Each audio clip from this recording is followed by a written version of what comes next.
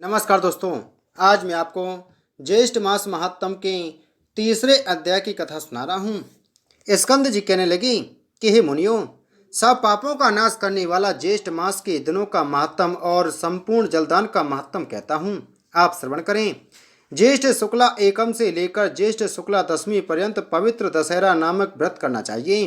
प्रतिदिन गंगाजल के पवित्र जल में स्नान करना चाहिए। समस्त तीर्थों के अभाव में जो भी जल मिले वह भी गंगा जल के समान ही कहा गया है। इन 10 दिनों में जो स्नान करता है वह 100 जन्मों के इकट्ठे किए हुए 10 प्रकार के पापों से मुक्त हो जाता है। इसमें कुछ भी अन्याय नहीं है। इन दिनों में अनेक प्रकार के दानों को देना चाहिए। इन 10 वेदी पापों में 5 महापाप और 5 लघु पाप हैं।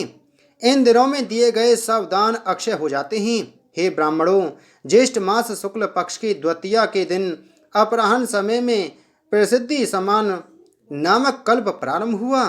उस द्वितीया के दिन समान नामक कल्प में स्नान, दान, श्राद्ध तथा ब्राह्मण भोजन कर्म को भगवान विष्णु के निमित्त जो भक्ति और श्रद्धा से करते हैं उनको कोटि गुना अधिक फल प्राप्त होता है। और ज्येष्ठ शुक्ला तृतीया के दिन पंचाग्नि साधक नामक व्रत आरंभ होता है।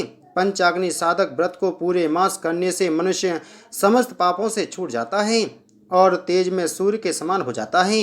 इसमें कोई संदेह नहीं है। इस तृतीया के दिन विशेष तैयार रम्मा व्रत करना चाहिए। सदवा विधवा सभी स्त्रियां इस व्रत को सौभाग्य सिद्धि के लिए करें। हे ब्राह्मण श्रेष्ठ, इसी तृतीया को वामन कल्प का प्रारंभ हुआ। अतः तृतीया के दिन और चावल का दान करने से भगवान वामन संतुष्ट होते हैं। आज के दिन विधि पूर्वक श्राद्ध, तर्पण और ब्राह्मण भोजन करने के कर्म को करना चाहिए। 1 मास तक ब्राह्मणों को दही का भोजन कराना चाहिए। शुक्ल चतुर्थी के दिन कपिल ऋषि के पवित्र आश्रम में कुंड से 4 भुजाधारी विनायक प्रकट हुए, इसलिए चतुर्थी के दिन भोजन न करें और सब लोग गणेश जी का महोत्सव मनावें। पंचमी के दिन घी में पके हुए मालपुए आदि से ब्राह्मणों को भोजन कराना चाहिए। पहले इसी शुक्ल चतुर्थी के दिन सती उमा प्रकट हुई थी, इसलिए स्त्रियां इसी चतुर्थी को सौभाग्य वृद्धि के लिए उमा का विविध उपचारों से पूजन करें तथा गीत नाच आदि उत्सव करें। संतान की इच्छा हो तो शुक्ला षष्ठी के दिन स्त्रियां जल, वस्त्र, पुष्प, सुगंध वस्तु, हवन आदि के द्वारा उमा पार्वती जी का पूजन करें। ज्येष्ठा शुक्ल सप्तमी के दिन ज्येष्ठा नक्षत्र के अंत में जो उमा का पूजन नहीं करता है उनके यहाँ ज्येष्ठा दरिद्रा का वास होता है, इसमें संशय नहीं है।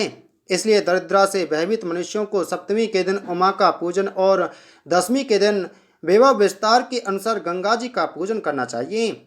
जिस कारण लोक पावनी गंगा दशमी के दिन स्वर्ग से अवतीर्ण हुई, अतः दशमी, 11, 12 इन तीनों दिनों में एकादशी का व्रत साध्य कहा है। एकादशी का व्रत समस्त पापों का नाश करने वाला है, इसलिए निर्जल उपवास करने से सिद्ध होता है। त्रयोदशी से लेकर पूर्णमासी तक 3 दिन का जो उत्तम व्रत कहा गया है, यह व्रत सावित्री नाम से प्रसिद्ध स्त्रियों को सौभाग्य देने वाला है। उन दिनों में बट वृक्ष के मूल भाग में जल सिंचन करे और बट वृक्ष के समीप ब्रह्मा, यमराज, सत्यव्रत और सावित्री का पूजन करें। इस तरह निद्रा आहार का त्याग कर 3 दिन व्रत करें। इसी प्रकार कृष्ण पक्ष में भी 3 दिन का व्रत करके पड़वा के दिन पारण करें। यह नित्य व्रत है। स्त्रियां इस व्रत को सदैव करें। यह व्रत 1 वर्ष करने से सिद्ध होता है। ज्येष्ठ मास की पूर्णमासी ज्येष्ठा नक्षत्र से युक्त हो तो यह कोटि सत्पर से भी श्रेष्ठ है। उस ज्येष्ठा पूर्णमासी के दिन मनुष्य के अनेक दानों को देवें। मैं उन दानों के संक्षेप में कहता हूँ।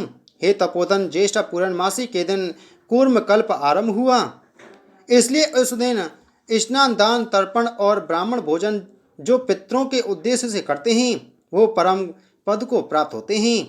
हे भूसुर, सतयोग के आरंभ में जिस ज्येष्ठा पूर्णिमा के दिन मनवंतर कल्प प्रारंभ हुआ, इसलिए उस दिन श्राद्ध दान करना पितरों को तृप्तिदायक कहा है। इस प्रकार देवताओं से पूजित इस ज्येष्ठ मास में बहुत से व्रत कहे गए हैं। इति श्री ज्येष्ठ मास महात्म तीसरा अध्याय संपूर्ण।